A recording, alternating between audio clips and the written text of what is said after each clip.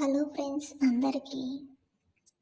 పెళ్ళైన తర్వాత అత్తగారింటికి వచ్చిన ప్రతి అమ్మాయికి భర్త చెప్పే మొదటి మాట మా అమ్మ అంటే చాలా ఇష్టం. ఏ కష్టం రాకుండా మీ అమ్మలా చూసుకోవాలి అని చెప్తాడు. చెప్పాలి కూడా, అది ధర్మం. కానీ అదే భర్త తన దగ్గరకు వెళ్ళి నన్ను నమ్మి సర్వస్వం అనుకొని జీవితంతో నాతో ఉండడానికి వచ్చింది, సొంత కూతురులా చూసుకో అమ్మ అని చెప్పే కొడుకులు ఎంతమంది? అది చెప్పినా వాళ్ళు ఇది కూడా చెప్పాలి కదా. భార్యగా నీ ఇంట్లోకి వచ్చిన ఒక ఆడపిల్లని భర్తగా నువ్వు మొదట గౌరవించి ప్రేమిస్తేనే మీ ఇంట్లో వాళ్ళు కూడా ఆ గౌరవ మర్యాదల్ని, ప్రేమని ఆమెకు పంచగలరు. నిన్ను నమ్ముకొని వచ్చిన ఆడపిల్లకు నువ్వు విలువ ఇవ్వకపోతే ఇంకొకరు ఎలా ఇవ్వగలరు? ఎలా ఇస్తారు కూడా? Please respect men.